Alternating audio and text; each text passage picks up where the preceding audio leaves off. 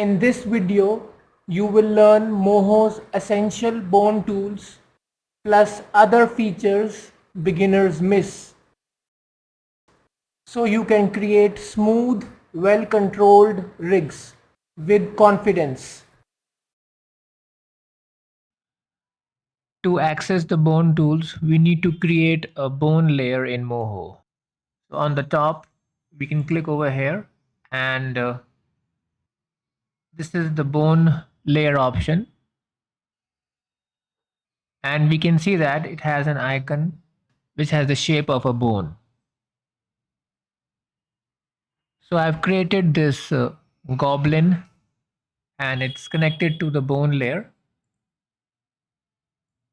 And we can see that these are all the different body parts in separate layers for the goblin.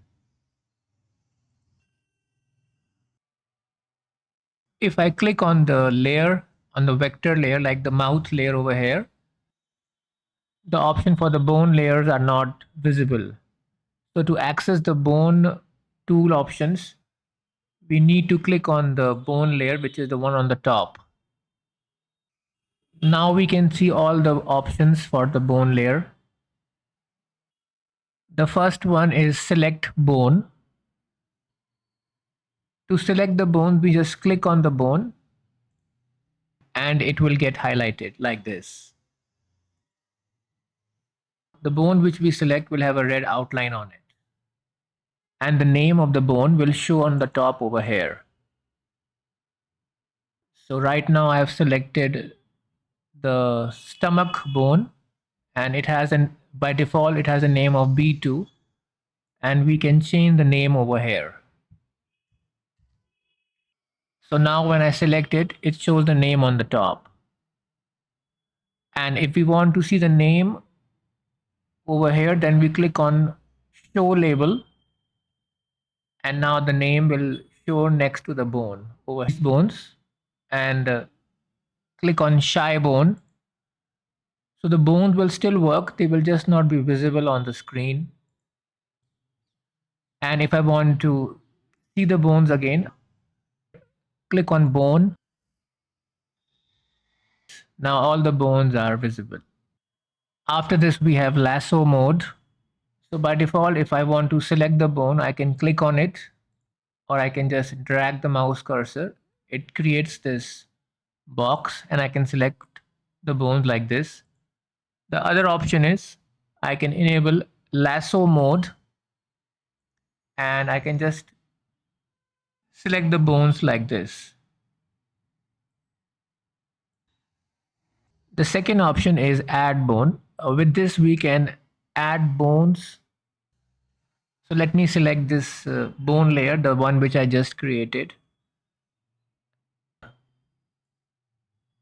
Like this we can create the bone. If I want to add another bone, we can do this. This is the manipulate bone option. I can move the bones. So if I move the top child bone, it will move the other bones also. And if I move the main parent bone, it will move all the bones together. This is the radius of influence of the bones or the strength of the bones. So their influence will be maximum within this radius and outside the radius their influence will be less. Next we have transform bone. So with transform bone we can rotate the bone or increase its size or decrease its size or move the bone.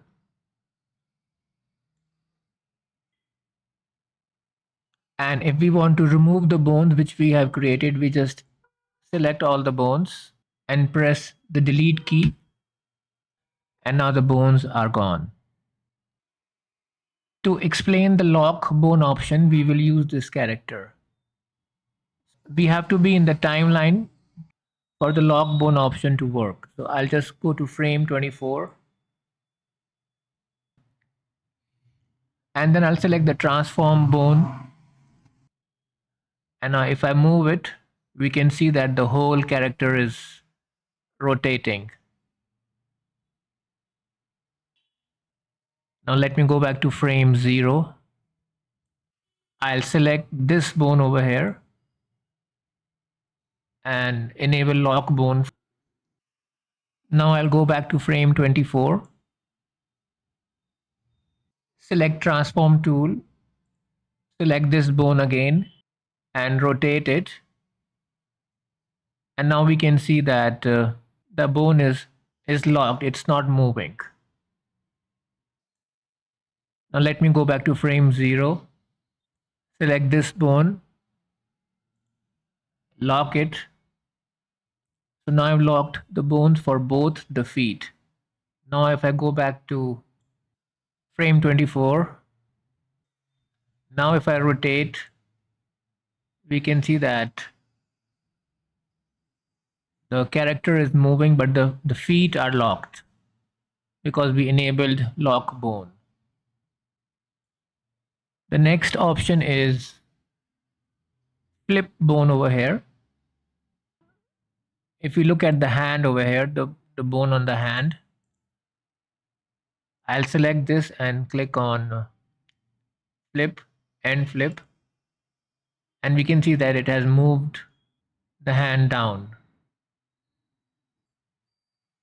So if I select side flip,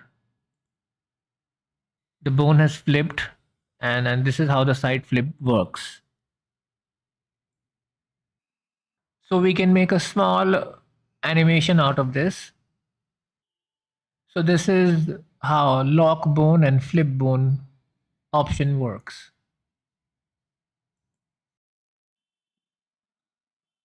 Okay, so this is a basic rectangle which I have created, and now I will add bones to it. So this is the add bone option. I'll select it. And over here we can see in the layers option, I have created a bone layer. This layer is attached to the bone layer. This is the first bone.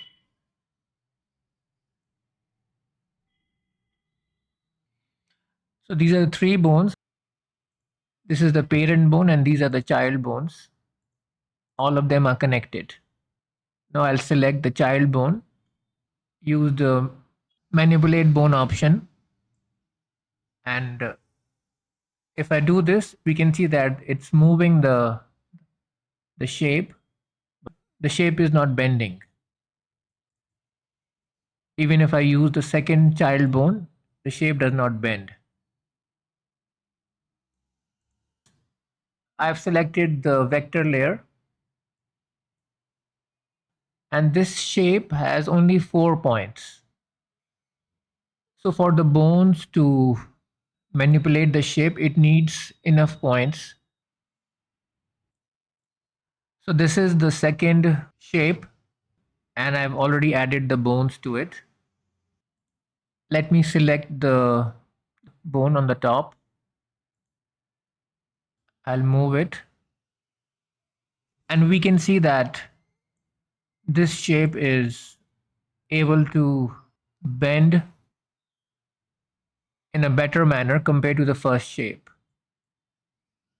If I click on the rectangle layer, we can see that it has more points compared to the first shape. So we have to balance between having too few points and having too many points. This is an image which I'm using, and I've connected it to a bone layer. So let me select the child bone on the top. I'll use the manipulate bone option, and we can see that we are able to manipulate it also.